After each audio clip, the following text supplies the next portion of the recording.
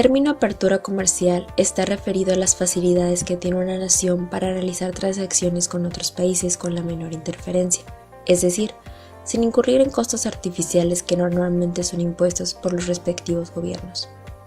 Desde un punto de vista de eficiencia, se entiende que los precios, al ser reflejo de aspectos productivos de las firmas y de las preferencias por parte de los consumidores, deberían permitir la mejor asignación posible de recursos.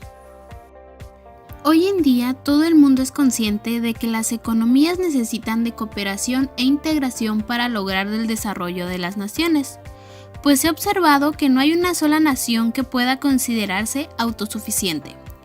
La globalización ha llevado a que los países se tengan que consolidar en grupos en donde puedan proteger sus economías y con acuerdos comerciales.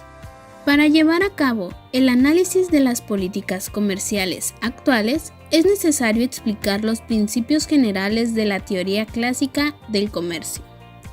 Adam Smith sentó las bases del argumento a favor del libre comercio sin trabas, para alcanzar y dinamizar el proceso de crecimiento económico al demostrar que el comercio entre países permite a cada uno aumentar su riqueza, aprovechando el principio de la división de trabajo, y este comercio estaría basado en el principio de la ventaja absoluta. De acuerdo a esta perspectiva, cada país debe especializarse en producir mercancías para las que tenga ventaja absoluta, medida esta por el menor costo medio de la producción en términos de trabajo con respecto a los demás países. De este modo, al seguir este principio, todos los países saldrían ganando con el comercio y se lograría la misma eficiencia a nivel internacional. Robert Malthus creía que los aranceles a la importación para apoyar los precios del grano británico local contra la competencia de importaciones extranjeras más baratas que se dio entre 1815 y 1846 eran un valor razonable y que sería peligroso para la economía británica depender de grano importado, debido a que los precios bajos reducirían los salarios y el poder adquisitivo de las personas. David Ricardo creía en el libre comercio, por medio del cual Gran Bretaña podría usar su capital y población como ventaja comparativa. Desarrolló un principio para mostrar que aunque una nación sea más eficiente para producir todas las mercancías en términos absolutos, puede haber un comercio benéfico para ambas partes. La nación menos eficiente se debe especializar en el bien que fabrica con menos ineficiencia relativa y exportarlo. Por su parte, la nación más eficiente se debe especializar en el bien que produce con más eficiencia relativa y exportarlo. La especialización es beneficiosa. Se debe entender como una vía indirecta de la producción, ya que un país puede fabricar todo tipo de productos, pero puede ser más eficiente de uno solo. Venderá su excedente en el mercado internacional y con las ganancias obtenidas comprar también en el mercado exterior los otros productos que necesita y no ha fabricado. De esta manera, esta produce los bienes que carece de manera indirecta.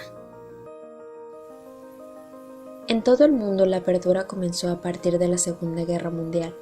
De ahí los países industrializados comenzaron a comercializar entre sí, obteniendo un crecimiento económico y una disminución de precios de los productos que se comercializaban. La lógica del modelo es muy simple. La apertura al exterior permitirá que la competencia internacional obligue a las empresas a ser competitivas, y el mecanismo de precios de mercado favorecerá una asignación más eficiente de recursos y un patrón de especialización en el comercio internacional basado en las ventajas comparativas, que genere un modelo industrial exportador como motor del crecimiento económico sostenido en un marco macroeconómico de baja inflación.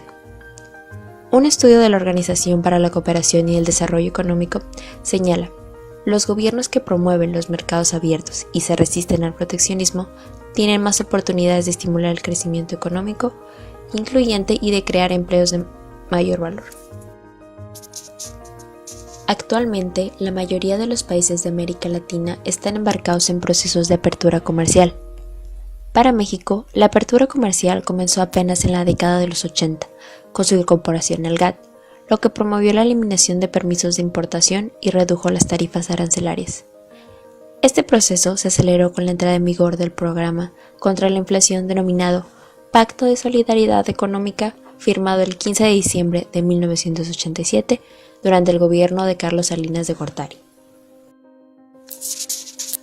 México inició un proceso acelerado de eliminación del sistema de sustitución de importaciones que hasta el momento se había realizado, eliminando los permisos de importaciones y reduciendo los impuestos arancelarios. Para 1994, este proceso de comercialización se fortaleció en México con su entrada al Tratado de Libre Comercio de América del Norte. A partir de ahí, la economía mexicana dejó de depender gradualmente de la producción de petróleo y se convirtió paulatinamente en una economía manufacturera. A pesar de eso, el país no ha superado las expectativas, pues su nivel promedio de crecimiento es de apenas del 2.4%, lo casi insuficiente para mantener un bienestar económico y generar empleos. Entre las principales razones que impiden el pleno desarrollo de la economía de México, a comparación de países como Corea del Sur, China y la India, es la falta de inversión productiva. A diferencia de aquellos países con un mayor desarrollo económico, donde se destinaron una gran cantidad de recursos a áreas como la educación, ciencia y tecnología, en México no se tomaron como prioritarios esos aspectos, invirtiendo mucho menos en esas áreas. Se refleja claramente en que los gastos sociales superan los gastos que se destinan a la salud, educación, ciencia y tecnología. Sin embargo, no todo ha sido negativo. México en los últimos años ha sido un gran promotor del sistema multilateral de comercio. En términos generales, podemos señalar que el monto del intercambio comercial de bienes y servicios se mantuvo estable, entre 46.000 y 64.000 millones de dólares entre 1980 y 1987. Pero a partir de 1988, este indicador superó los 70.000 millones de dólares para alcanzar más de 640.000 millones de dólares en 2010. Si bien el intercambio comercial de bienes y servicios mantuvo de manera ininterrumpida una tendencia a la alza entre 2002 y 2008, la crisis mundial del 2009 provocó una disminución del 22% en dicho año, y que el monto del intercambio comercial registrado en 2010 fuera 0.5% inferior al registrado en 2008. En América Latina es la segunda economía más competitiva después de Chile. México es el país con más tratados comerciales en el mundo. En la actualidad, tiene suscritos 13 tratados de libre comercio con 52 países y 7 acuerdos de alcance parcial en el marco de la Asociación Latinoamericana de Integración. A partir de la firma del TLCAN, México se volvió un importante proveedor para Estados Unidos, beneficiándose del acceso al mercado más grande del mundo. Los niveles de comercio e inversión de las tres naciones se han incrementado, generando un crecimiento económico sólido, constante, además de creación de nuevos puestos de trabajo, una mayor variedad de servicios y bienes de consumo a menores precios. La eliminación progresiva de los aranceles a las importaciones dentro de la zona del TLCAN ha propiciado la reducción de los precios de bienes de consumo e insumos para la producción, lo que beneficia a empresas y familias, ya que favorece su competitividad frente al resto del mundo al gozar de una oferta mayor de insumos a mejores precios. Pero no todo es positivo.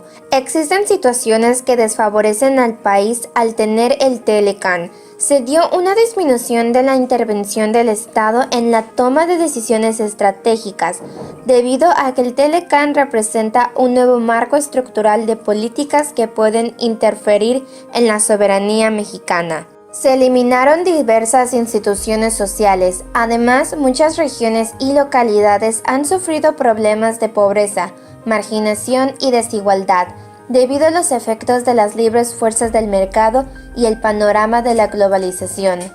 La idea del libre comercio promueve la eliminación de las fronteras para el intercambio de productos, lo que a su vez fomenta la búsqueda del país donde la mano de obra sea más barata, Esta tendencia también genera un impacto ecológico negativo.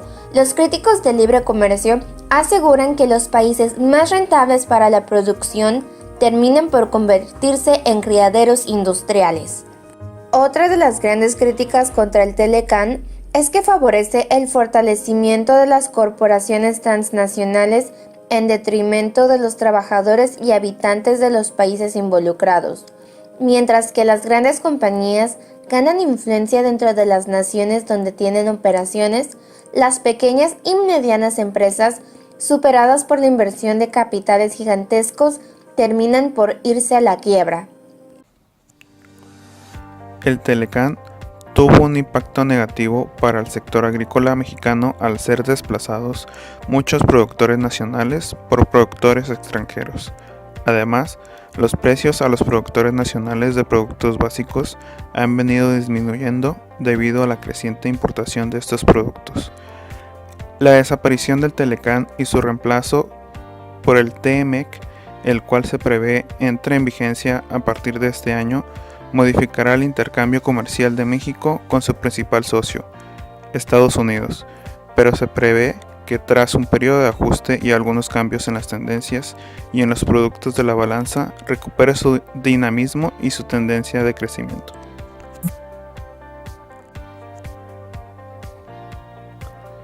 Casi en paralelo, México se ha incorporado al que podría ser el acuerdo comercial más importante para el país en el futuro, el Tratado de Integración Progresista de Asociación Transpacífico, cuya vigencia comenzó el 30 de diciembre del 2018 para 6 de sus 11 integrantes: Australia, Canadá, Japón, México, Nueva Zelanda y Singapur. Con el fin de aumentar los flujos de inversión y mejorar la competitividad, México llevó a cabo reformas al régimen de inversión extranjera directa, que afectan fundamentalmente al sector de las telecomunicaciones y la radiodifusión, al sector financiero y al energético.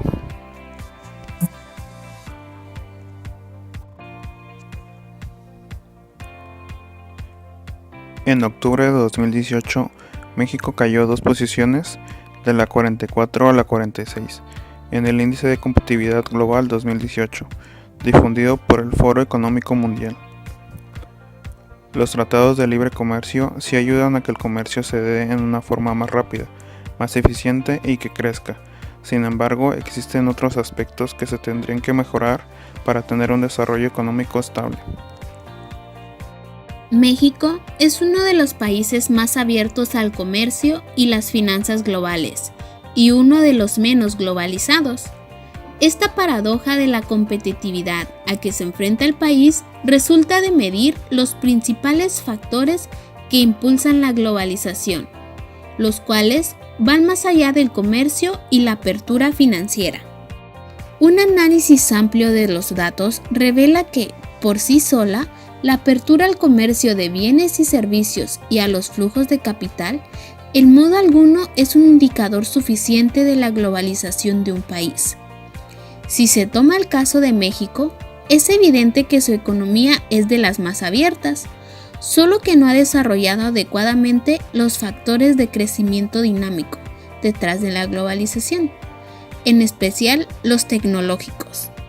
Debido a que el adelanto tecnológico es un vértice del crecimiento dinámico y competitivo, lo mismo que del desarrollo humano, conviene notar que cerrar la brecha tecnológica del desarrollo implica un objetivo: crear un sistema nacional de innovación.